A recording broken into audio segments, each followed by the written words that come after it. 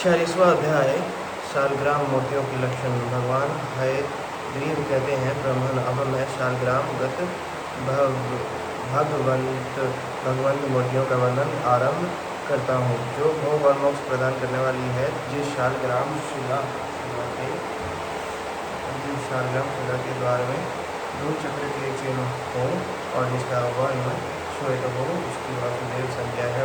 जिस उत्तम शिला का रंग लाल हो और जिसमें 2 चक्र के चिन्ह संलग्न हो, उसे भगवान संकर्षण का श्री विग्रह जानना चाहिए।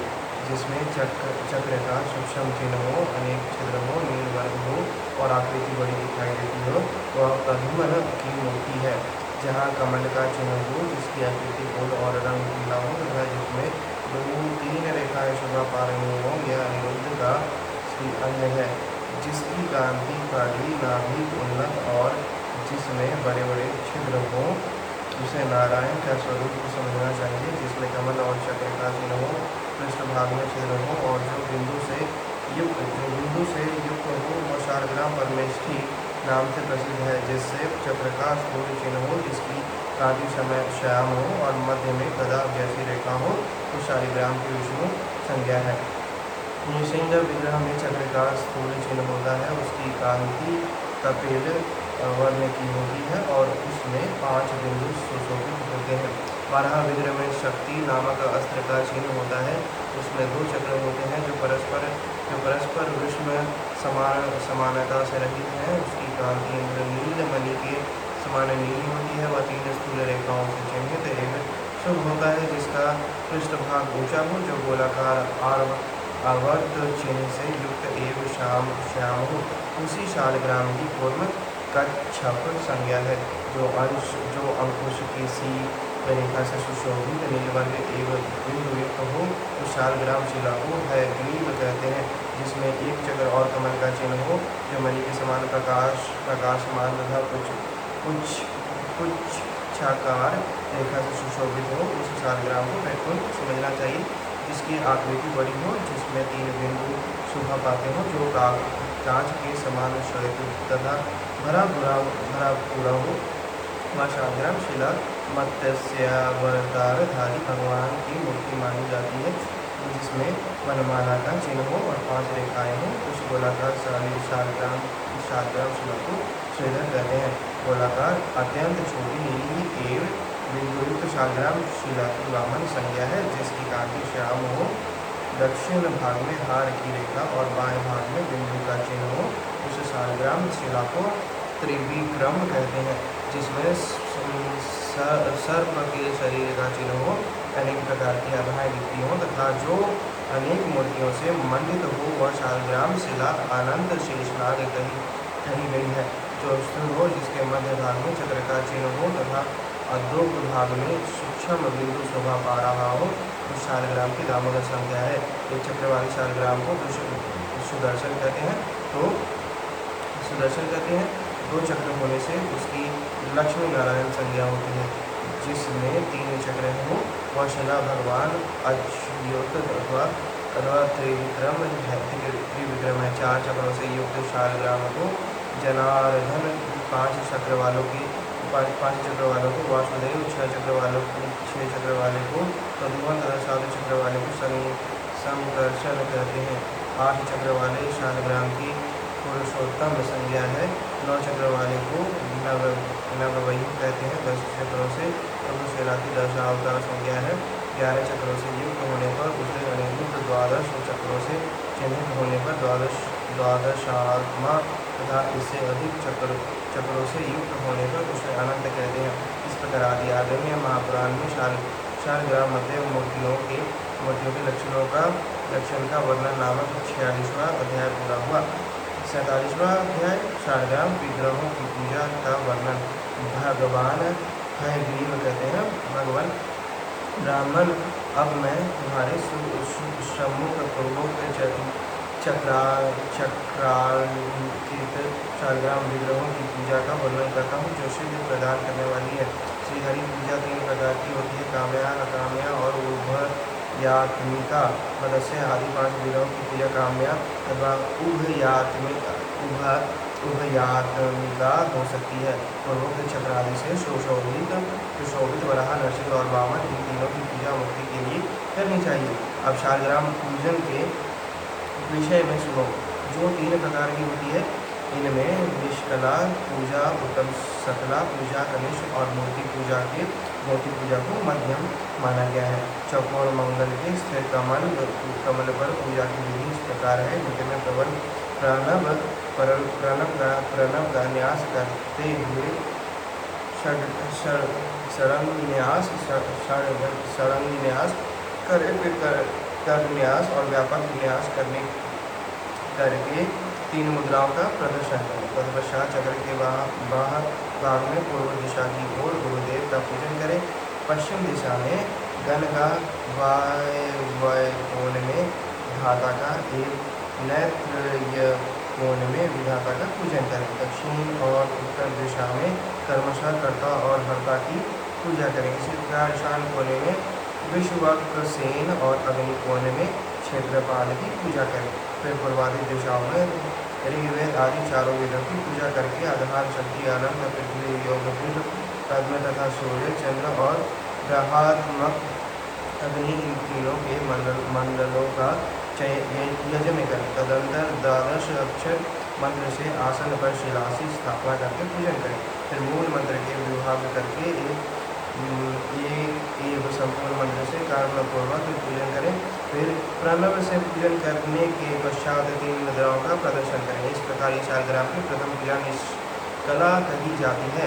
पूर्ववत षोडदल कमल से युक्त मंडलों को अंकित करें। उसमें शंख, चक्र, गदा और खड्ग इन आयुधों की तथा गुरु आदि की पहेली की भांति पूजा करें। पूर्व और उत्तर दिशा में कर्मश, धनु, सर्वमान की पूजा करें। प्रणव मंत्र से आसन संपन्न करें और 12 अक्षर मंत्र से शिला का न्यास करना चाहिए। अब तीसरे प्रकार की कनिष्ठ पूजा का वर्णन करता हूँ, सुनो। अष्टदल कमल अंकित करके उस पर पहले के समान गुरु आदि की पूजा करें। फिर अष्टाक्षर मंत्र से आसन देकर उसी से शिला का न्यास करें। इस प्रकार आदि आगम्य महापुराण में शालग्राम आदि की पूजा वर्णन विषय 47वां अध्याय पूरा हुआ। 48वां अध्याय चतुर्विंशति मूर्ति स्त्रोत एवं द्वादशाक्षर स्त्रोत। श्री भगवान हयग्रीव कहते हैं, ब्राह्मण ओंकार स्वरूप केशव अपने हाथों में पद्म, शंख, चक्र और गदा धारण करने वाले हैं। नारायण शंख, पद्म, गदा और चक्र धारण करते हैं। मैं प्रदक्षिणा पूर्वक उनके चरणों में नमस्तक होता हूँ। माधव गदा, चक्र, शंख और पद्म धारण करने वाले हैं, मैं उनको नमस्कार करता हूँ। गोविंद अपने हाथों में कर्मश, चक्र, गदा, पद्म और शंख धारण करने वाले तथा बलशाली हैं। श्री विष्णु गदा, पद्म, शंख एवं चक्र धारण करते हैं। वे मोक्ष देने वाले हैं। मधुसूदन शंख, चक्र, पद्म और गदा धारण करते हैं, मैं उनके सामने भक्तिवास में नमस्तक होता हूँ। त्रिविक्रम कर्मश, पद्म, गदा, चक्र एवं शंख धारण करते हैं। भगवान वामन के हाथों में शंख, चक्र, गदा एवं पद्म शोभा पाते हैं, वे सदा मेरी रक्षा करें। श्रीधर कमल, चक्र, शांग, धनुष एवं शंख धारण करते हैं, वे सबको सदगति प्रदान करने वाले हैं। ऋषिकेश गदा, चक्र, पद्म एवं शंख धारण करते हैं, वे हम सबकी रक्षा करें। वरदायक भगवान पद्मनाथ शंख, पद्म, चक्र और गदा धारण करते हैं। दामोदर के हाथों में पद्म, शंख, गदा और चक्र शोभा पाते हैं, मैं उन्हें प्रणाम करता हूँ। गदा, शंख, चक्र और पद्म धारण करने वाले वासुदेव ने ही संपूर्ण जगत का विस्तार किया है। गदा, शंख, पद्म और चक्र धारण करने वाले संकर्षण आप लोगों की रक्षा करें। बाद युद्ध कुशल भगवान पद्मन चक्र, शंख, गदा और पद्म धारण करते हैं। अनिरुद्ध चक्र, गदा, शंख और पद्म धारण करने वाले हैं, वे हम लोगों की रक्षा करें। सुरेश्वर पुरुषोत्तम चक्र, कमल, शंख और गदा धारण करते हैं। भगवान अघोषज पद्म, गदा, शंख और चक्र धारण करने वाले हैं, ये आप लोगों की रक्षा करें। नृसिंह देव चक्र, कमल, गदा और शंख धारण करने वाले हैं, मैं उन्हें नमस्कार करता हूँ। श्री गदा, पद्म, चक्र और शंख धारण करने वाले हैं, अच्युत आप लोगों की रक्षा करें। शंख, गदा, चक्र और पद्म धारण करने वाले बाल बटू रूपधारी वामन, पद्म, चक्र, शंख और गदा धारण करने वाले जनार्दन, शंख, पद्म, चक्र और गदाधारी यज्ञ स्वरूप श्री हरि तथा शंख गदा पद्म एवं चक्र धारण करने वाले श्री कृष्ण मुझे भोग और मोक्ष देने वाले हैं। ओम आदि मूर्ति भगवान वासुदेव हैं। उनसे संकर्षण प्रकट हुए। संकर्षण से प्रद्युम्न और प्रद्युम्न से अनिरुद्ध का प्रादुर्भाव हुआ। इनमें से एक एक कर्म से केशव आदि मूर्तियों के भेद से तीनों रूपों में अभिव्यक्त हुआ। अर्थात कुल मिलाकर 12 स्वरूप हुए। 24 मूर्तियों की स्तुति से युक्त इस द्वादशाक्षर स्रोत को जो पाठ अथवा श्रवण करता है वह निर्मल होकर संपूर्ण मनोरथों को प्राप्त कर लेता है। इस प्रकार आदि आग्रह महापुराण में श्री हरि 24 मूर्तियों के स्तोत्र का वर्णन नामक 48वां अध्याय पूरा हुआ। 49वां अध्याय मत्स्य आदि दशावतारों की प्रतिमाओं के लक्षणों का वर्णन। भगवान हयग्रीव कहते हैं, ब्राह्मण अब मैं तुम्हें मत्स्य आदि दशावतार विग्रहों का लक्षण बताता हूँ। मत्स्य भगवान की आकृति मत्स्य के समान और कूर्म भगवान की प्रतिमा कूर्म कच्छप के आकार की होनी चाहिए। पृथ्वी के उद्धारक भगवान वाराह को मनुष्य प्यार बनाना चाहिए। वे दाहिने हाथ में गदा और चक्र धारण करते हैं। उन्हें बाएं हाथ में शंख और पद्म शोभा पाते हैं अथवा पद्म के स्थान पर वाम भाग में पद्मा देवी सुशोभित हैं। लक्ष्मी उनके बाएं तरफ कोहनी का सहारा लिए रहती हैं। पृथ्वी तथा अनंत चरणों के अनुगत होते हैं। भगवान वराह की स्थापना से राज्य की प्राप्ति होती है और मनुष्य भव सागर से पार हो जाता है। नरसिंह का मुंह खुला हुआ है। उन्होंने अपनी बाईं जांघ पर दानव हिरण्यकशिपु को दबा रखा है और उस दैत्य के वक्ष को विदीर्ण करते दिखाई देते हैं। उनके गले में माला है और हाथों में चक्र एक गदा प्रकाशित हो रहे हैं। वामन का विग्रह छत्र एवं दंड से सुशोभित होता है अथवा उनका विग्रह चतुर्भुज बनाया जाए। परशुराम के हाथों में धनुष और बाण होना चाहिए। वे खड्ग और फरसे से भी शोभित होते हैं। श्री रामचंद्र जी के श्री विग्रह को धनुष बाण खड्ग और शंख से सुशोभित करना चाहिए अथवा वे द्विभुज माने गए हैं। बलराम जी गदा एवं हल धारण करने वाले हैं अथवा उन्हें भी चतुर्भुज बनाना चाहिए। उनके बाएं भाग के ऊपर वाले हाथ में हल धारण करावे और नीचे वाले में सुंदर शोभावली शंखदाय भाग के ऊपर वाले हाथ में मुसल धारण करावे और नीचे वाले हाथ में शोभायमान सुदर्शन चक्र। बुद्ध देवी की प्रतिमा का लक्षण यौन है।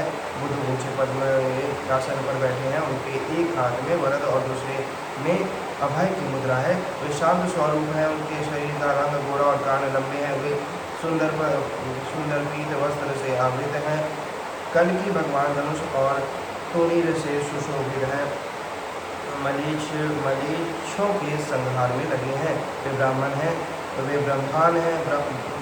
हैं अथवा उनकी आकृति इस प्रकार बनावे कि घोड़े की पीठ पर बैठे हैं और अपने 4 हाथों में शंख खड्ग शंख चक्र एक गदा धारण करते हैं। ब्राह्मण अब मैं तुम्हें वासुदेव आदि 9 मूर्तियों के लक्षण बताता हूँ। दाहिने भाग के ऊपर वाले हाथ में उत्तम चक्र, यह वासुदेव की मुख्य पहचान है। उनके एक पार्श्व में ब्रह्मा और दूसरे भाग में महादेव जी सदा विराजमान रहते हैं। वासुदेव की शेष बातें पूर्णवत हैं। वे शंख अथवा वरद की मुद्रा धारण करते हैं। उनका स्वरूप द्विभुज अथवा चतुर्भुज होता है। बलराम की 4 भुजाएं हैं। वे दाएं हाथ में हल और मुसल तथा बाएं हाथ में गदा और पद्म धारण करते हैं। प्रद्युम्न दाएं हाथ में चक्र और शंख तथा बाएं हाथ में धनुष बाण धारण करते हैं अथवा द्विभुज प्रद्युम्न के एक हाथ में गदा और दूसरे में धनुष है। वे प्रसन्नतापूर्वक इन अस्त्रों को धारण करते हैं या उनके एक हाथ में धनुष और दूसरे में बाण है। अनिरुद्ध और भगवान नारायण का विग्रह चतुर्भुज होता है। ब्रह्मा जी हंस पर आरूढ़ होते हैं। उनके 4 मुख और 4 भुजाएं हैं। उदर मंडल विशाल है। लंबी दाढ़ी और सिर पर जटा, यही उनकी प्रतिमा का लक्षण है। वे दाहिने हाथों में अक्षर शूद्र और स्त्रोत्रवा एवं बाएं हाथों में कुंडिका और आज्यस्थाली धारण करते हैं। उनके वाम भाग में सरस्वती और दक्षिण भाग में सावित्री है। विष्णु के 8 भुजाएं हैं। वे गरुड़ पर आरूढ़ हैं। उनके दाहिने हाथों में खड्ग गदा बाण और वरद की मुद्रा है। बाएं हाथों में धनुष पेड़ चक्र और शंख है अथवा उनका विग्रह चतुर्भुज भी है। नरसिंह के 4 भुजाएं हैं। उनकी 2 भुजाओं में शंख और चक्र तथा 2 भुजाओं में महान असुर हिरण्यकशिपु का वक्ष विदीर्ण कर रहे हैं। वाराह की चार भुजाएं हैं। उन्होंने शेष नाग को अपने करतल में धारण कर रखा है। वे बाएं हाथ से पृथ्वी को और वाम भाग में लक्ष्मी को धारण करते हैं। जब लक्ष्मी उनके साथ हो तब पृथ्वी को उनके चरणों में संलग्न बनाना चाहिए। त्रैलोक्य मोहन मूर्ति श्री हरि गरुड़ पर आरूढ़ है। उनके 8 भुजाएं हैं। वे दाहिने हाथ में चक्र, शंख, मूसल और अंकुश धारण करते हैं। उनके बाएं हाथों में शंख, सारंग, धनुष, गदा और पाश शोभा पाते हैं। वाम भाग में कमलधारिणी कमला और दक्षिण भाग में वीणाधारिणी सरस्वती की प्रतिमाएं बनानी चाहिए। भगवान विश्व रूपा विग्रह 20 भुजाओं से सुशोभित है। वे दाहिने हाथों में कर्मश, चक्र, खड्ग, मूसल, अंकुश, पट्टिश, मुदर, पाश, शक्ति, शूल तथा बाण धारण करते हैं। बाएं हाथों में शंख, सारंग, धनुष, गदा, पाश, तोमर, हल, फरसा, दंड,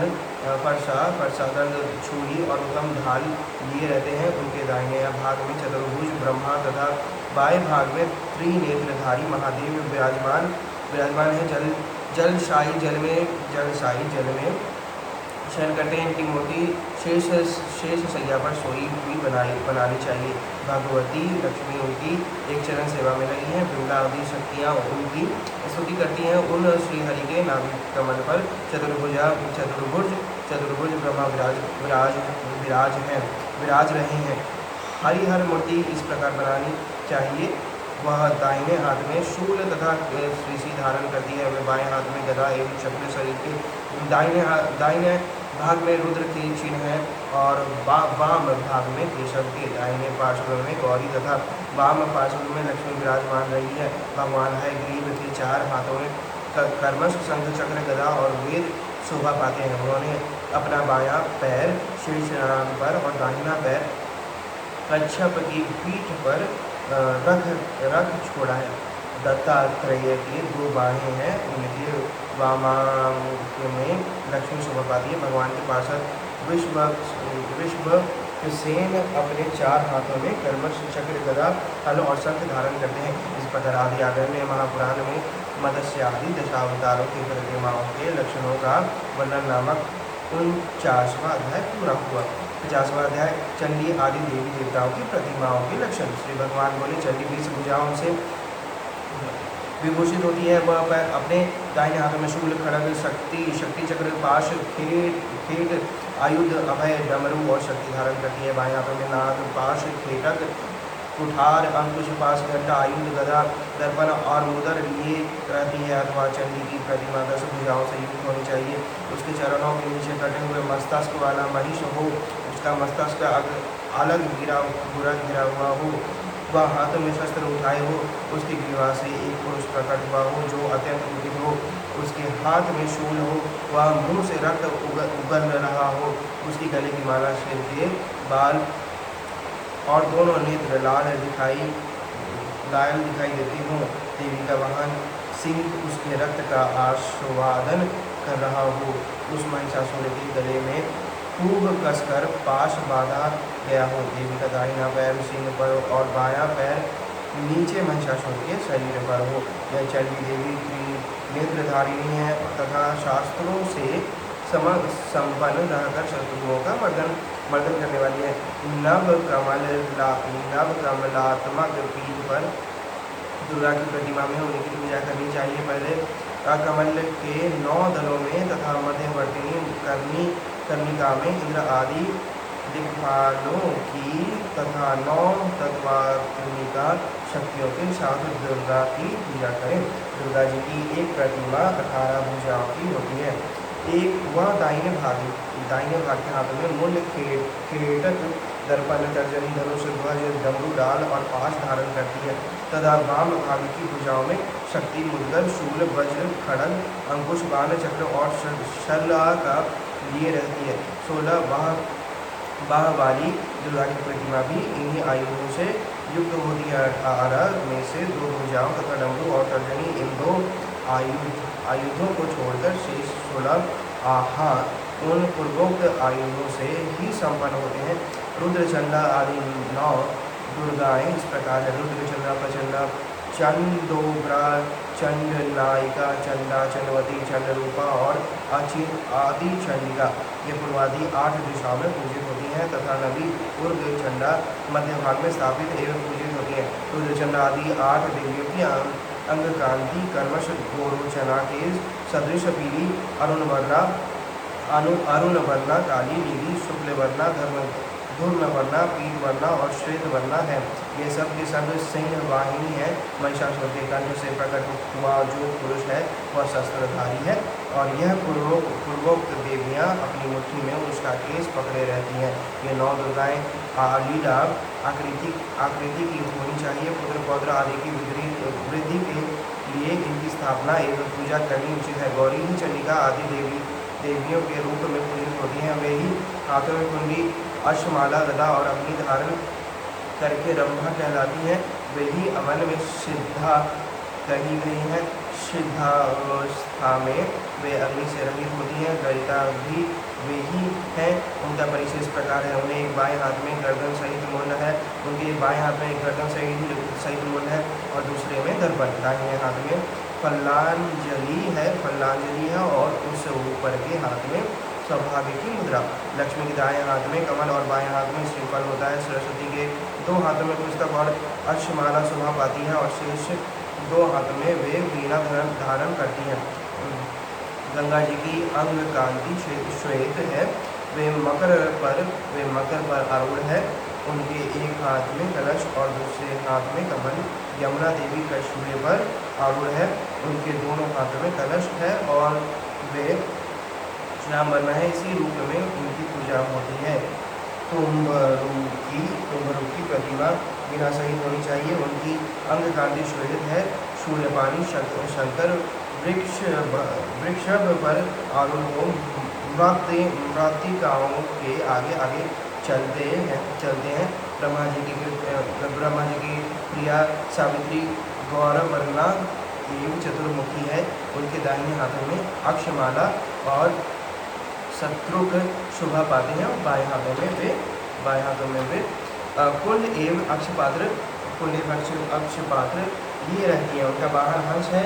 शंकर प्रिया पार्वती वृषभ पर आरूढ़ होती हैं। उनके दाहिने हाथों में धनुष बाण और बाएं हाथों में चक्र धनुष शोभित होते हैं। कुमारी शक्ति मोर पर आरूढ़ होती हैं। उनकी अंग कांति लाल है। उनके दो हाथ हैं और वह अपने हाथों में शक्ति धारण करती हैं। लक्ष्मी वैष्णवी शक्ति अपने दाएं हाथों में चक्र और शंख धारण करती हैं तथा बाएं हाथों में गदा एक कमल लिए रहती हैं। वाराही शक्ति भैंसे पर आरूढ़ होती हैं। उनके हाथ दंड शंख चक्र और गदा से सुशोभित होते हैं। इंद्रिय शक्ति ऐरावत हाथी पर आरूढ़ होती हैं।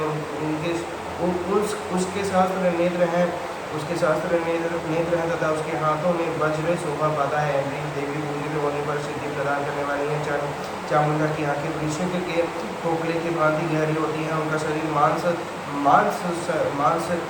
मांस रहित कंकाल दिखाई देता है। उनके 3 नेत्र हैं। मांसहीन शरीर में अस्थि मात्र ही सार है। केश ऊपर की ओर उठे हुए हैं।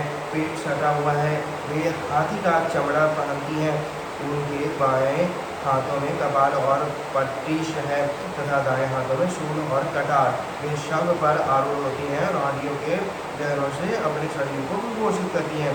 विनायक गणेश की आकृति मनुष्य के समान है किंतु उनका पेट बहुत बड़ा है। मुख हाथी के समान है और सूंड लंबी है। वे यज्ञोपवीत धारण करते हैं। उनके मुख की चौड़ाई 7 कला है और शून्य की लंबाई 36 अंगुल। उनकी नाड़ी गर्दन के ऊपर की हड्डी 12 कला विस्तृत और गर्दन 1.5 कला ऊंची और होती है। उनके कंठ भाग की लंबाई 36 अंगुल है और भाग का घेरा 1.5 अंगुल। नाभि और उरु का विस्तार 12 अंगुल है। जांघों और पैरों का भी यही माप है। वे दाहिने हाथों में गज दंत और फरसा धारण करते हैं तथा बाएं हाथों में लड्डू एवं उत्पल लिए रहते हैं। स्कंद स्वामी मयूर पर आतुर हैं। उनके उभय पार्श्व में सुमुखी और बिडालाक्षी मातृ तथा सात और उनके साथ अर्जुन खड़े हैं। उनके 2 भुजाएं हैं। वे बाल रूपधारी हैं। उनके दाहिने हाथ में शक्ति शोभा पाती हैं और बाएं हाथ में कुकुट उनके एक या 6 मुख बनाने चाहिए। गांव में उनके अर्चा विग्रह को 6 अथवा 12 भुजाओं से युक्त बनाना चाहिए, परंतु वन में यदि उनकी मूर्ति स्थापित करनी हो तो उसके दो ही भुजाएं बनानी चाहिए। हमारी शक्ति की इच्छा हो, दाहिनी भुजाओं में शक्ति पाश, खड़ग, गदा और तर्जनी मुद्रा ये अस्त्र रहने चाहिए और 6 बाएं हाथों में मोर, पंख, धनुष, कीट, पताका, अभय मुद्रा तथा कूट होने चाहिए। रुद्र चर्चिका देवी हाथी के चर्म धारण करती हैं। उनके मुख और एक पैर ऊपर की ओर होते हैं। वे बाएं दाएं हाथों में कर्मश, कपाल, करतरी, शूल और पाश धारण करती हैं। वे ही देवी अष्टभुजा के रूप में भी पूजित होती हैं। मुंडमाला और डमरू से युक्त होने पर वे रुद्र चामुंडा कही गई हैं। वे नेतृत्व करती हैं, इसलिए नाट्येश्वरी कहलाती हैं। यही आसन पर बैठी हुई चतुर्मुखी महालक्ष्मी की तामसी मूर्ति कही गई है, जो अपने हाथों में पड़े हुए मनुष्यों, घोड़ों, भैंसों और हाथियों को खा रही हैं। सिद्ध चामुंडा देवी के 10 भुजाएं और 3 नेत्र हैं। दाहिने भाग के 5 हाथों में शस्त्र, खड़ग तथा 3 डमरू धारण करती हैं और बाएं भाग के हाथों में घंटा, केतक, खड़बांग, त्रिशूल,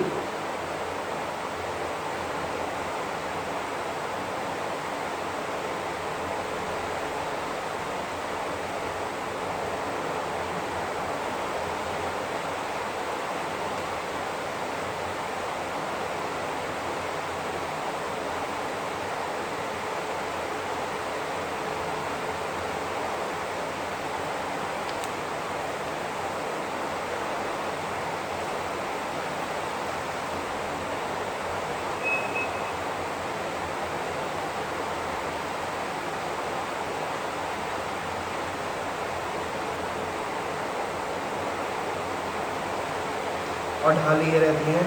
सिद्ध योगेश्वरी देवी संपूर्ण सिद्धि प्रदान करने वाली हैं। ये देवी की स्वरूप रूपता एक दूसरी शक्ति है, जिनकी अंग कांति अरुण है। ये अपने 2 हाथों में पाश और अंकुश धारण करती हैं तथा भैरवी नाम से विख्यात है। रूप विद्या देवी 12 भुजाओं से युक्त कही गई हैं। ये सब की सब शमशान भूमि में प्रकट होने वाली तथा भयंकर है। इन 8 देवियों को अम्बाष्टक कहते हैं। क्षमादेवी शिवायो श्रीगालियों से आवृत है। वे एक बूढ़ी स्त्री के रूप में स्थित है। उनके 2 भुजाएं हैं, मुख खुला हुआ है, दांत निकले हुए हैं तथा ये धरती पर घुटनों और हाथ का सहारा लेकर बैठी हैं।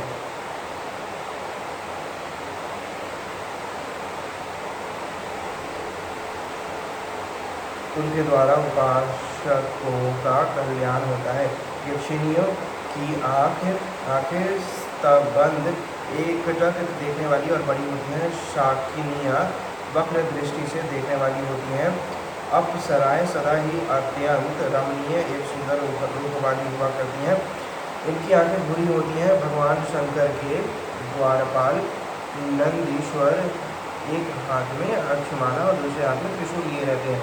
महाकाल के एक हाथ में तलवार, दूसरे में कटा हुआ सिर, तीसरे में शूल और चौथे में कखेल होना चाहिए। भंगी ब्रीडगी का शरीर त्रिशूल होता है। नृत्य की मुद्रा में देखे जाते हैं। उनका मस्तक कुष्मांडक के समान स्थूल और गंजा होता है। वीरभद्र आदि गण हाथी और गाय के समान कान और मुख वाले होते हैं। घंटाकर्ण के 18 भुजाएं होती हैं। वे पाप और रोग का विनाश करने वाले हैं। वे बाएं भाग के 8 हाथों में ब्रज, खड़ग, दंड, चक्र, बाण, मूसल, अंकुश और मुदल तथा दाएं भाग के 8 हाथों में तर्जनी, कीट, शक्ति, मुंड, पाश, धनुष, गंडा और ठाकुर और ठुकार धारण करते हैं। शेष 2 हाथों में त्रिशूल लिए रहते हैं। घंटा की माला से अलंकृत देव घंटाकर्ण, विस्फोटक, थोड़े तुलसी, एक चेचक आदि का निवारण करने वाले हैं। इस प्रकार आदि अगण्य महापुराण में चंडी आदि देवी देवताओं की प्रतिमाओं के लक्षणों का निरूपण नामक 50वां अध्याय पूरा हुआ। 91वां अध्याय सूर्य आदि ग्रहों तथा दिक्पाल आदि देवताओं की प्रतिमाओं के लक्षणों का वर्णन। श्री भगवान हयग्रीव कहते हैं, रावण ने 7 अश्वों से जूते हुए एक पहिए वाले रथ पर विराजमान सूर्यदेव की प्रतिमा को स्थापित करना चाहिए। भगवान सूर्य अपने दोनों हाथों में 2 कमल धारण करते हैं। उनके दाहिने भाग में दावात और कमल लिए दंडी खड़े हैं और वाम भाग में पिंडल हाथ में दंड लिए द्वार पर विद्यमान है। ये दोनों सूर्यदेव के पार्षद हैं। भगवान सूर्यदेव के उभय पार्श्व में बाल वयजन स्वर लिए रागी तथा निष्प्रभा खड़ी हैं अथवा घोड़े पर चढ़े हुए एकमात्र सूर्य की प्रतिमा बनानी चाहिए। समस्त दिक्पाल हाथों में वरद मुद्रा 2 कमल तथा शस्त्र लिए कर्मश पूर्वादि दिशाओं में स्थित दिखाए जाने चाहिए। 12 दलों का एक कमल चक्र बनावे, उसमें सूर्य अर्यमा आदि नाम वाले 12 आदित्यों का क्रमश 12 दलों में स्थापन करें। यह स्थापना वरुण दिशा एवं वायव्य कोण से आरंभ करके नैऋत्य कोण के अंत तक के दलों में होनी चाहिए। उक्त आदित्य दल 4 हाथ वाले हों और उन हाथों में मुद्र शूल चक्र एवं कमल धारण किए हों। अग्निकोण से लेकर नैत्रिय तक, नैत्रिय से वायव्य से ईशान तक और वहाँ से अग्निकोण तक के दलों में उक्त आदित्यों की स्थिति जानी चाहिए। पर आदित्य के नाम इस प्रकार है: वरुण, सूर्य, सहस्त्रांशु, धाता, तपन, सविता, गभस्तिक, रवि, पर्जन्य, त्वष्टा, मित्र और विष्णु। यमेश आदि 12 राशियों में स्थित होकर जगत को ताप एवं प्रकाश देते हैं। ये वरुण आदि आदित्य कर्मश मार्गशीर्ष मास या वृश्चिक राशि से लेकर कार्तिक मास या तुला राशि तक के मासों एवं राशियों में स्थित होकर अपना कार्य संपन्न करते हैं। उनकी अंग कांति कर्मश काली, लाल, कुछ लाल, पीली, पांडु वर्ण, श्वेत, कपिल वर्ण, पीत वर्ण, तोते के समान हरी, धवल वर्ण, धूम्र वर्ण और नीली है। इनकी शक्तियाँ द्वादश दल कमल के केशरों के अग्रभाग में स्थिर होती है। उनके नाम इस प्रकार हैं: ईरा, सुषमा, विश्वारची, इंदु, प्रमरदिनी, प्रवर्धिनी, प्रहर्षिणी, महाकाली, कपिला, प्रबोधिनी, नीलांबरा, वनांतस्था, घनांतस्था और अमृताख्या। वरुण आदि की जो अंग कांति है वही इन शक्तियों की भी है। केशरों के अग्रभागों में इनकी स्थापना करें। सूर्य देव का तेज प्रचंड और विशाल है। उनके 2 भुजाएं हैं। वे अपने हाथों में कमल और खड़ग धारण करते हैं। चंद्रमा कुंडिका तथा जपमाला धारण करते हैं। मंगल के हाथों में शक्ति और अक्षमाला शोभित होती है। बुध के हाथों में धनुष और अक्षमाला शोभा पाते हैं। बृहस्पति कुंडिका का और अक्षमालाधारी है। शुक्र का भी ऐसा ही स्वरूप है, अर्थात उनके हाथों में भी कुंडिका का और अक्षमाला शोभित होती है। शनि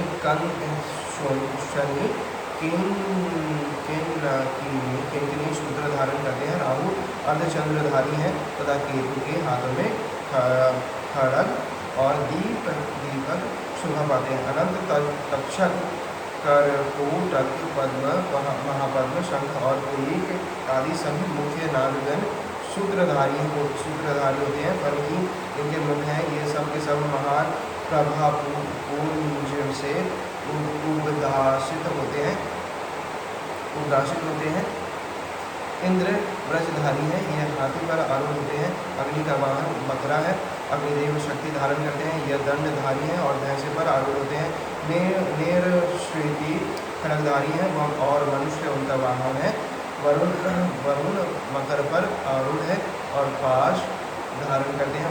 वायुदेव व्रजधारी हैं और मृग उनका वाहन है। कुबेर भेड़ पर चढ़ते हैं और गदा धारण करते हैं। ईशान जटाधारी हैं और वृषभ उनका वाहन है। समस्त लोकपाल द्वे भुज हैं। विश्वकर्मा अक्षर शुक्र धारण करते हैं। हनुमान जी के हाथ में ध्वज है। उन्होंने अपने दोनों पैरों से एक असुर को दबा रखा है। किन्नर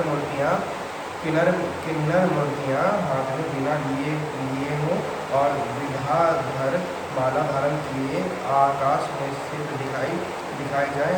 पर पिशाचों के शरीर दुर्बल कंकाल मात्र हो। वेतालों के मुख विकराल हो। क्षेत्रपाल सूर्यधारी बनाए जाए। प्रेतों के पेट लंबे और शरीर कृष्ण हो।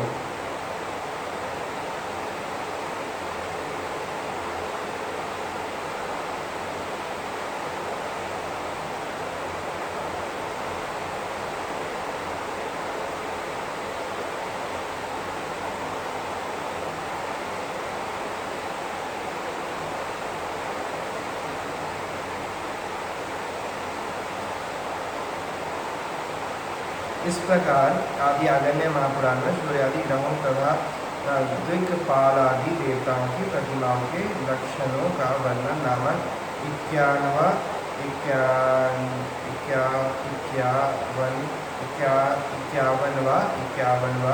अध्याय पूरा हुआ। 52वां अध्याय 64 योगिनी आदि की प्रतिमाओं के लक्षण।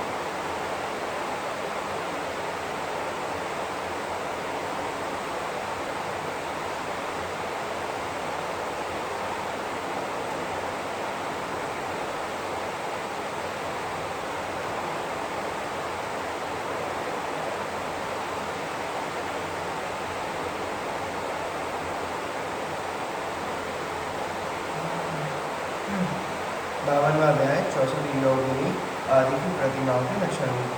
श्री भगवान बोले, रामन, अब मैं 64 योगिनियों का वर्णन करूँगा। इनका स्थान कर्म से पूर्व दिशा से लेकर ईशान पर्यंत है। इनके नाम इस प्रकार हैं। पहला अक्षोभया, दूसरा रुक्षकर्णी, तीसरा राक्षसी, चौथा क्षपना, पांचवा क्षमा, छठा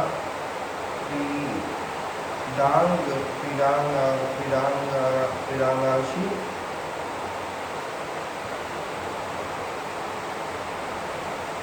फिर अक्षया, फिर क्षेमा, फिर ईला, फिर नीलालया, फिर लोला, फिर लगता या लगता, फिर बलाकेशी, फिर लालसा, फिर विमला, फिर दुर्गा अथवा हुदाशा, फिर विशालाक्षी, फिर हिंकारा या हुंकारा, फिर वर्मामुखी, फिर महाक्रूरा, फिर क्रोधना, फिर भयंकरी, फिर महानना, सर्वज्ञा, तरला, तारा, ऋग्वेदा, हयानना, सारा, रस संग्राही अथवा सुंसग्राही या रुद्र संग्राही, सबरा या संबरा, ताल जंगीन का, रक्ताक्षी सुप्रसिद्धा, विदु जीवहा,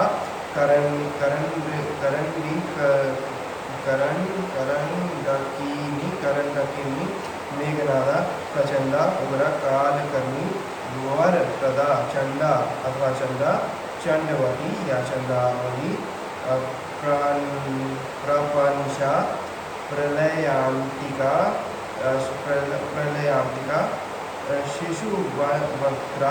शिशुवक्त्रा, पिशाची, पिशिताशवलोबा,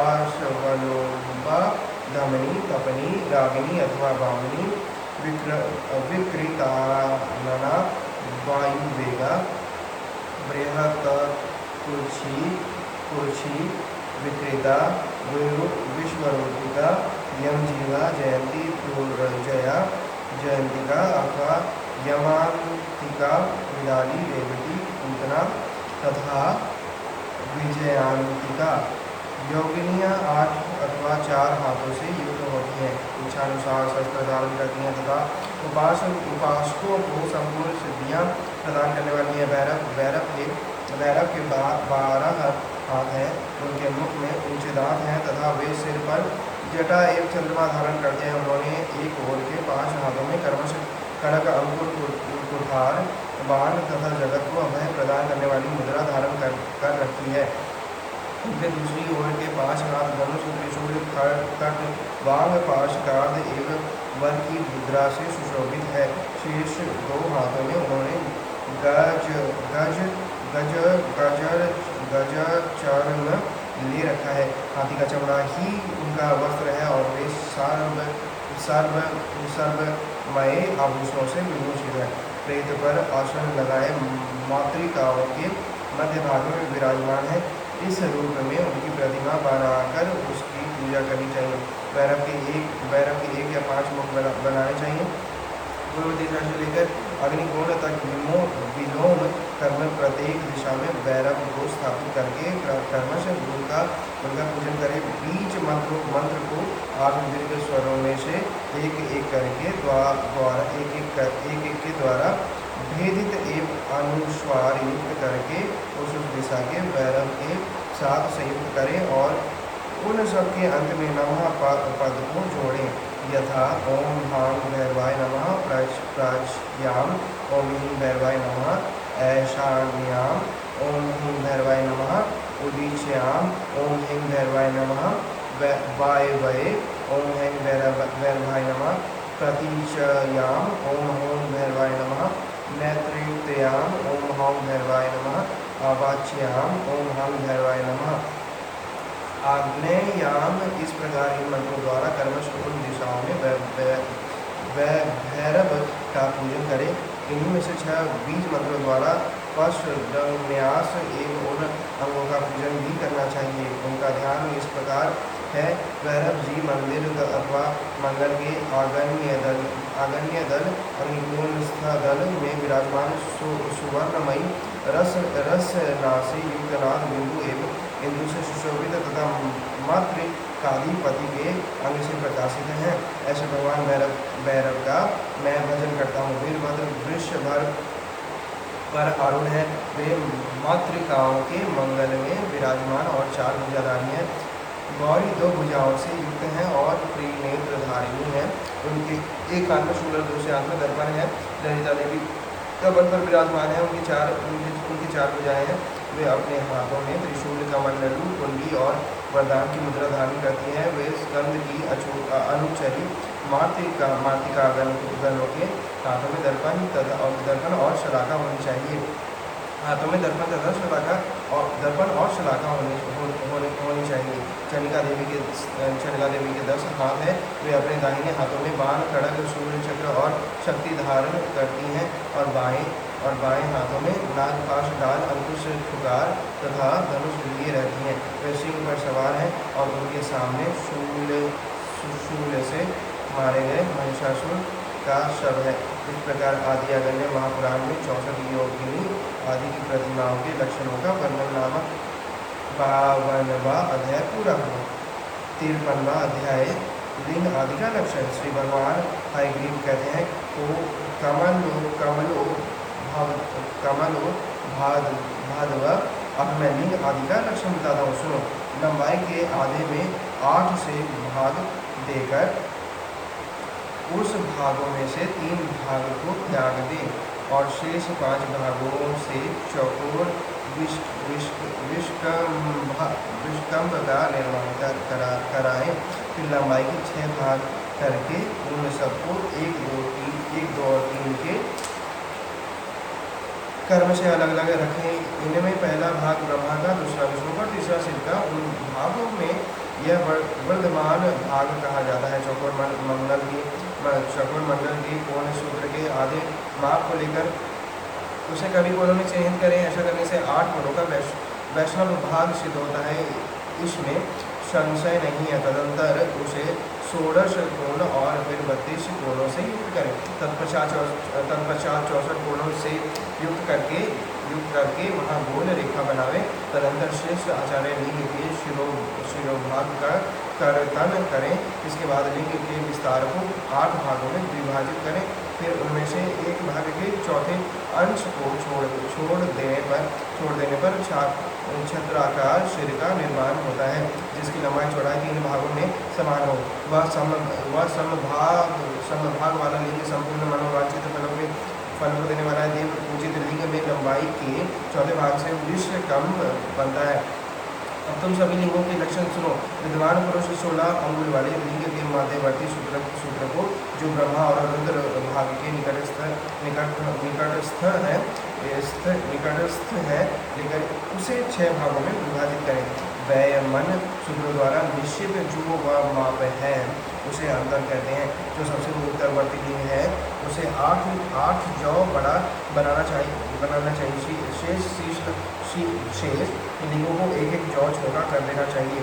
उपयुक्त लिंग के निचले भाग को 3 हिस्सों में पूर्ण करके ऊपर के 1 भाग को छोड़ दे। शेष 2 भागों को 8 हिस्सों में विभक्त करके ऊपर के 3 भागों को त्याग दें। पांचवें भाग के ऊपर से घूमती हुई एक लंबी रेखा बनावे और 1 भाग को छोड़कर बीच में उन 2 रेखाओं का संगम करावे। यह लिंगों को साधारण लक्षण बताया गया है। अब पिंडिका का सर्वसाधारण लक्षण बताता हूँ, मुझे सुनो। ब्रह्म भाग में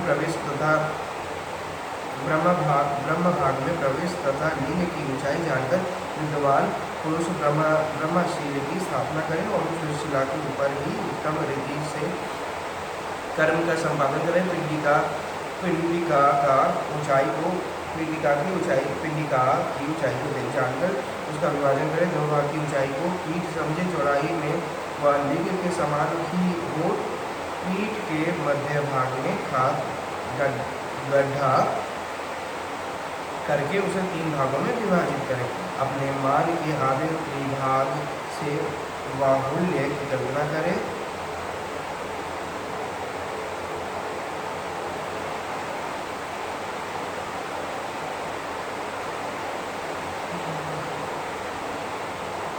बाहुल्य के समान में पीठ के मध्य भाग में गड्ढा करके उसे 3 भागों में विभाजित करें। अपने मान के आधे त्रिभाग से बाहुल्य की कल्पना करें। बाहुल्य के तृतीय भाग से मेखला बनावे और मेखला के ही तुल्य खात गड्ढा तैयार करें। उसे क्रमश निम्न नीचे झुका हुआ रखें। मेखला के 16वें अंश से खात निर्माण करें और उसी के माप के अनुसार उस पीठ की ऊंचाई, जिसे विकाराग कहते हैं, करा लें।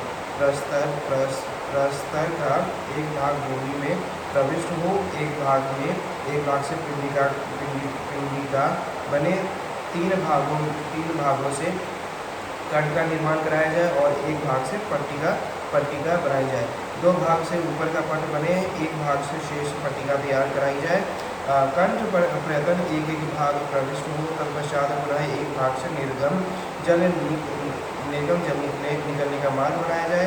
यह शेष पट्टिका तक रहे प्रणाल नाली के तृतीय भाग से निर्गम बनना चाहिए। तृतीय भाग के मूल के अंगुली के अग्र भाग के बराबर विस्तृत खाद बनावे, जो तृतीय भाग से आधे विस्तार का हो। वह खाद उत्तर की ओर जाए, वह पिंडिका सहित साधारण लिंग का वर्णन किया जाए। इसी प्रकार आदि आरण्य महापुराण में लिंग आदि के लक्षण का वर्णन नामक 53वां अध्याय पूरा हुआ। 54वां अध्याय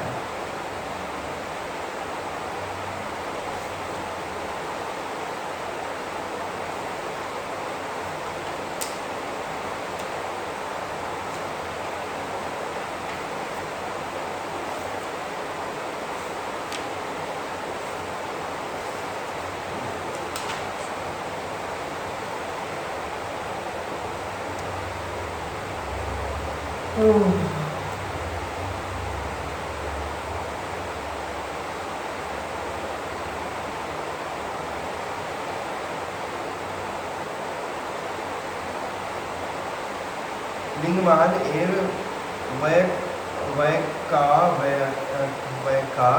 व्यक्त लक्षण आदि का वर्णन।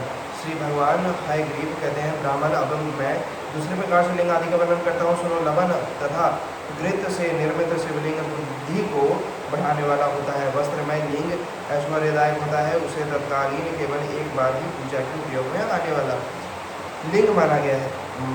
मृतिका से बनाया हुआ शिवलिंग दो प्रकार का होता है, पक्व तथा अपक्व। पक्व से पक्व श्रेष्ठ माना गया है। उसकी अपेक्षा काष्ठ का बना हुआ शिवलिंग अधिक पवित्र एवं पुण्यदायक है। काष्ठ में लिंग से प्रसतर का लिंग श्रेष्ठ है। प्रसतर से मोती का और मोती से स्वर्ण का बना हुआ लौहलिंग उत्तम माना गया है। चांदी, तांबे, पीतल, रत्न तथा रस पारद का बना हुआ शिवलिंग भोग मोक्ष देने वाला एक श्रेष्ठ है। रस पारद आदि के लिंगों को रागा, लोहा, स्वर्ण, तांबा आदि तथा रत्न के भीतर आबद्ध करके स्थापित करें। सिद्ध आदि के द्वारा स्थापित स्वयंभू लिंग आदि के लिए माप आदि करना अभिष्ट नहीं है। बाण लिंग नर्मदेश्वर के लिए भी यही बात है, अर्थात उसके लिए भी वह इतने अंगुल का हो, इस तरह का नाव, इस तरह का मार आदि आवश्यक नहीं है। वैसे शिवलिंगों के लिए अपनी इच्छाओं के अनुसार पीठ और प्रसाद का निर्माण करा लेना चाहिए। सूर्यमंडल स्थ शिवलिंग को दर्पण में प्रतिबिंबित करके उसका पूजन करना चाहिए। वैसे तो भगवान शंकर सर्वत्र ही पूजनीय है, किंतु शिवलिंग में उनके अर्चन की पूर्णता होती है। प्रस्तर का शिवलिंग एक हाथ से अधिक ऊंचा होना चाहिए। काष्ठमय लिंग का मान भी ऐसा ही है।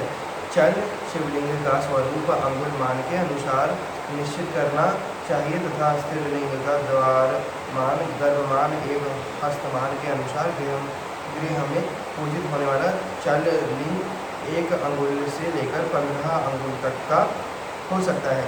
द्वारमान से लिंग के 3 भेद हैं, इनमें से प्रत्येक के गर्भमान के अनुसार 9 भेद होते हैं। इस तरह कुल 27 हुए। इनके अतिरिक्त कर्मान से 9 लिंग और होते हैं। इनकी देवालय में पूजा करनी चाहिए। इस प्रकार सबको एक में जोड़ने से 36 लिंग जानने चाहिए। ये श्रेष्ठ मान के अनुसार है। मध्यम मान से और अधम कनिष्ठ मान से भी 36 शिवलिंग है, ऐसा जानना चाहिए। इस प्रकार समस्त लिंगों को एकत्र करने से 108 शिवलिंग हो सकते हैं। 1 से लेकर 5 अंगुल तक अनंगुल तक का चल शिवलिंग कनिष्ठ कहलाता है। 6 से लेकर 10 अंगुल तक का चल लिंग मध्यम कहा गया है तथा 11 से लेकर 15 अंगुल तक का चल शिवलिंग ज्येष्ठ जानने योग्य है। महामूल्यवान रत्नों का बना हुआ शिवलिंग 6 अंगुल का, अन्य रत्नों से निर्मित शिवलिंग 9 अंगुल का, सुवर्ण भार का बना हुआ 12 अंगुल का तथा शेष वस्तुओं से निर्मित शिवलिंग 15 अंगुल का होना चाहिए। शिवलिंग शिला के 16 अंश करके उसके ऊपरी 4 अंशों में से पार्श्ववर्ती 2 भाग निकाल लें। फिर 32 अंश करके उसके दोनों कोणवर्ती 16 अंशों को लुप्त कर दे। फिर उसमें 4 अंश मिलाने से कंठ होता है। तात्पर्य यह है कि 20 अंश का कंठ होता है और उभय पार्श्ववर्ती there is a numerical that is mentioned in Hindi here. So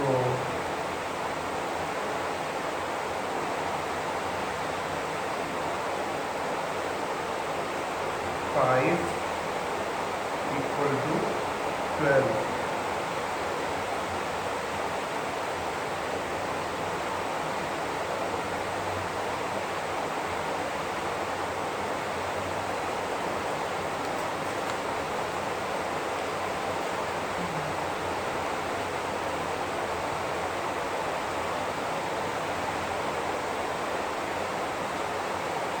multiply किया 4 से तो 12 है।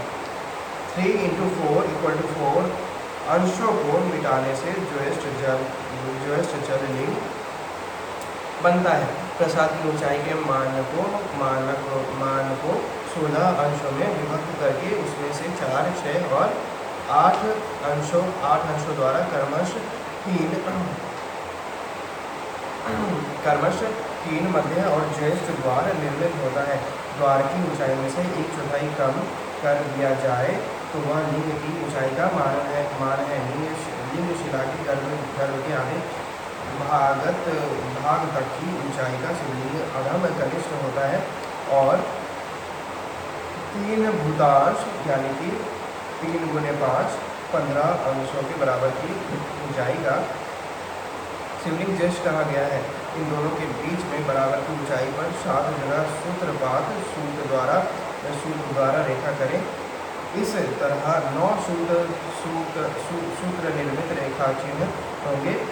इन 9 सूत्रों में से 5 सूत्रों की ऊंचाई के माप का शिवलिंग मध्यम होगा। लिंगों की लंबाई या ऊंचाई उत्तरोत्तर दो अंश के अंतर से होगी। इस तरह लिंगों की दीर्घता बढ़ती जाएगी और 9 लिंग निर्मित होंगे। यदि हाथ के माप से 9 लिंग बनाए जाए तो पहला लिंग 1 हाथ का होगा। फिर दूसरे के माप में पहले से 1 हाथ बढ़ जाएगा। इस प्रकार जब तक 9 हाथ की लंबाई पूरी ना हो जाए तब तक शिला या काष्ठ की माप में 1 हाथ बढ़ाते रहेंगे। ऊपर जो हीन, मध्य और उत्तम 3 प्रकार के लिंग बताए गए हैं उनमें से प्रत्येक के 3 भेद हैं। बुद्धिमान पुरुष एक लिंग में विभाग पूर्वक 3 लिंग का निर्माण करावे। 6 अंगुल और 9 अंगुल के शिवलिंगों में भी 3 लिंग निर्माण करावे। स्थिर लिंग, द्वारमान, गर्भमान तथा हस्तमान इन 3 प्रमाणों मापों के अनुसार बनाना चाहिए। उक्त 3 मापों के अनुसार ही उसकी 3 संज्ञाएं हैं। नगेश, रेश तथा द्वेष। विष्टकंभ विस्तार के अनुसार लिंग के 4 रूप लक्षित करें। दीर्घ प्रमाण के अनुसार संपादित होने वाले 3 रूपों में निर्दिष्ट लिंगों को शुभ आय आदि से युक्त करके निर्मित करावे। उन त्रिविधि लिंगों की लंबाई 4 या 8 हाथ की हो यह अभिष्ट है। वे कर्मश स्वरूप अथवा त्रिगुण रूप है। जो लिंग जितने हाथ का हो उसका अंगुल बनाकर आय संख्या 7, स्वर संख्या 6, भूत संख्या 5 तथा अग्नि संख्या 3 से पृथक भाग दे।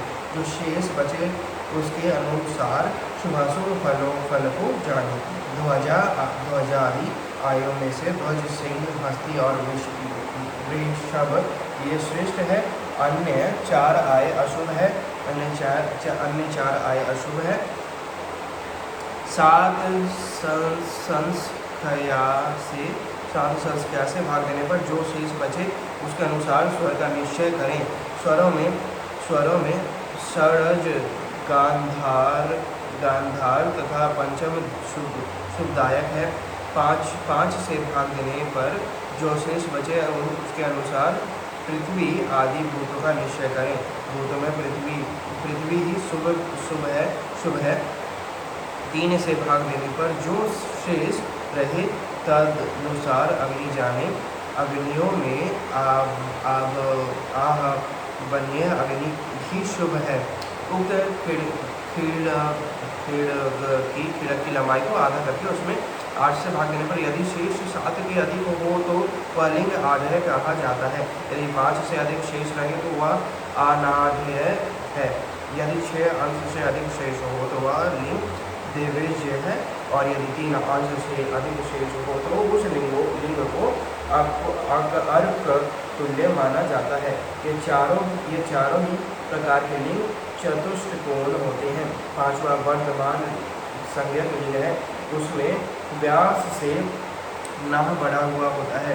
व्यास के समान नाह एक व्यास से बढ़ा हुआ नाह। इस प्रकार इन लिंगों के 2 भेद होते जाते हैं। विश्वकर्म शास्त्र के अनुसार इन सब के बहुत से भेद बताए जाएंगे। आढ़य आदि लिंगों की स्थूलता आदि के कारण 3 भेद और होते हैं। उनमें एक अंक की वृद्धि करने से वे सब 8 प्रकार के लिंग होते हैं। फिर हस्तमान से संज्ञक लिंग के भी 3 भेद होंगे। उसको सर्वस्व लिंग में जोड़ लिया जाएगा। अनाढ़य, देवार्चित तथा अर्कतुल्य में भी 5 भेद होने से 25 होंगे। यह सब एक जिन और भक्त भेदों से 75 हो जाएंगे। सबका आकलन करने से 15,400 शिवलिंग हो सकते हैं। इसी तरह 8 अंगुल के विस्तार वाला लिंग भी एकागुणमान, हस्तमान एवं गर्ममान के अनुसार 9 वेदों से युक्त है।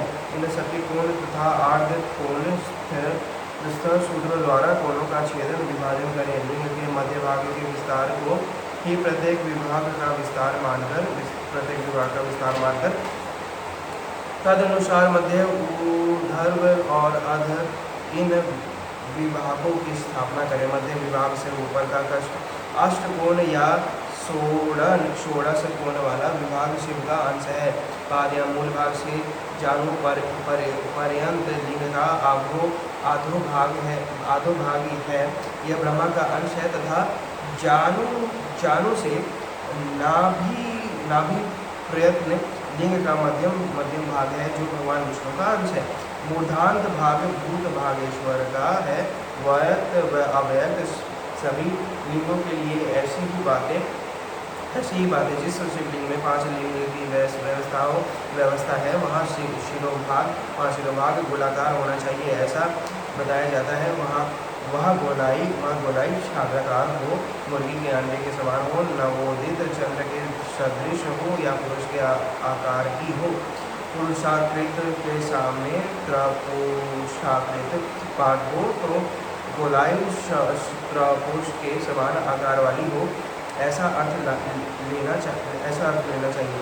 इस प्रकार एक के 4 भेद होते हैं। कामनाओं के भेद से इनके फल में भी भेद होता है।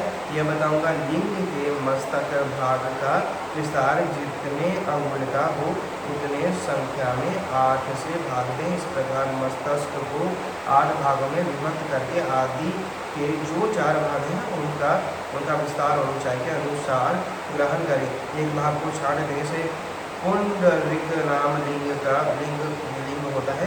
जो भागों को लुप्त कर देने से विशाल संज्ञक लिंग होता है।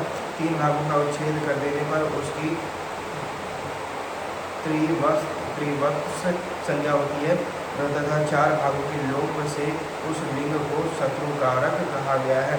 शिरोभाग सब ओर से सम हो तो श्रेष्ठ माना गया है। देव पूज्य लिंग में मस्तक भाग कोट के अंड की भांति गोल होना चाहिए। चतुर चतुर चतुर भागत्म लिंग में से ऊपर का 2 भाग मिटा देने से त्रपुष नामक लिंग होता है। यह त्रपुष अनाढ़ संज्ञक शिवलिंग का सिर माना गया है। अब अर्धचंद्राकार सिर के विषय में सुनो।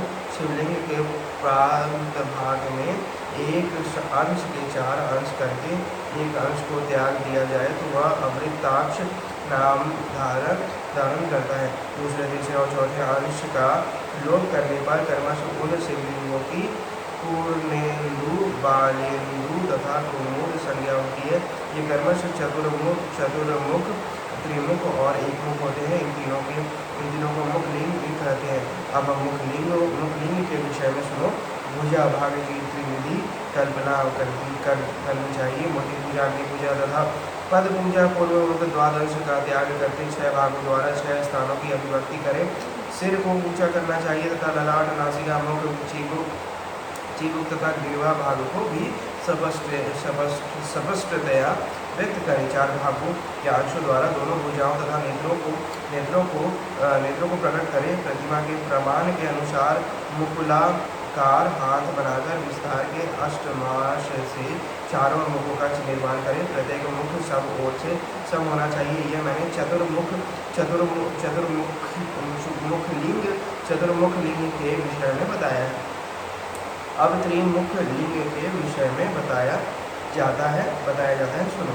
त्रिमुख लिंग में चतुर्मुख की अपेक्षा कान और पैर अधिक रहेंगे। ललाट आदि के अंगों का पूर्ववत ही निर्देश है। 4 अंशों से 2 भुजाओं का निर्माण करें जिनका पिछला भाग सुदृढ़ एवं सुपुष्ट हो।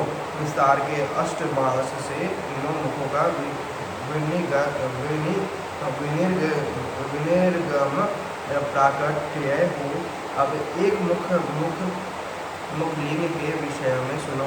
एक मुख पूर्व दिशा में बनाना चाहिए। उसके नेत्रों में सौम्य भाव रहे, उग्रता न हो। उसके ललाट, नासिका, मुख और ग्रीवा में विवर्तन विशेष उभाड़ हो। बाहु विस्तार की पंचमास से पूर्वोक्त अंगों का निर्माण होना चाहिए। एक मुख लिंग को बाहुरहित बनाना चाहिए। एक मुख लिंग में विस्तार के 6ठे अंश से मुख का निर्गमन हितकर कहा गया है। मुख युक्त जितने भी लिंग हैं उन सबका शिरोभाग त्रपुषाकार या कुटांड के समान गोलाकार होना चाहिए। इस प्रकार आदि आगन्य महापुराण में लिंग मान एवं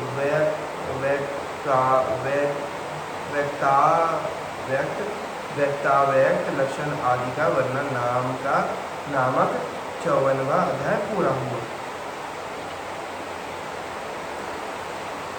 55वां अध्याय पिंडिका का लक्षण। श्री भगवान हयग्रीव कहते हैं, ब्राह्मण अब मैं प्रतिमाओं की पिंडिका का लक्षण बता रहा हूँ। पिंडिका लंबाई में तो प्रतिमा के बराबर होनी चाहिए और चौड़ाई में उससे आधी।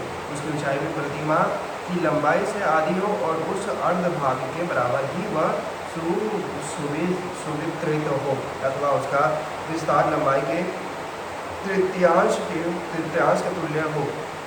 उसके 1/3 भाग को लेकर मेखला बनावे। पानी बहने के लिए जो खाक या गर्त हो उसका माप भी मेखला के ही तुल्य रहे। वह खाक उत्तर दिशा की ओर कुछ नीचा होना चाहिए। पिंडिका के विस्तार के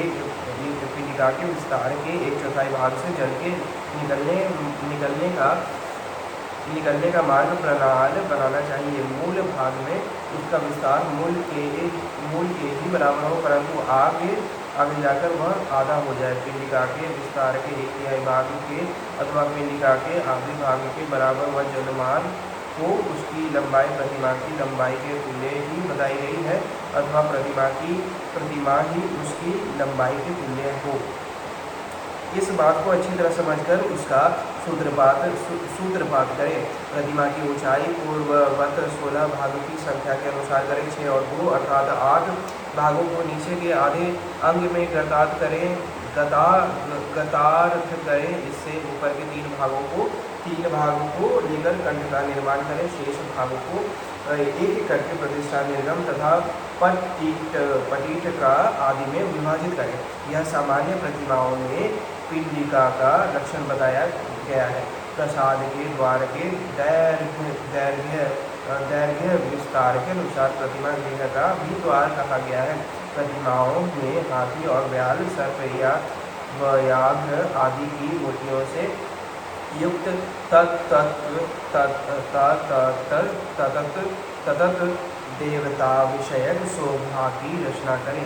श्रीहरि की पिंडिका भी सदा यथोचित शोभा से संपन्न बनाई जानी चाहिए। सभी देवताओं की प्रतिमाओं के लिए वही मान बताया जाता है जो विष्णु प्रतिमा के लिए कहा गया है, तथा संपूर्ण देवियों के लिए भी वही मान बताया जाता है जो लक्ष्मी जी की प्रतिमा के लिए कहा गया है।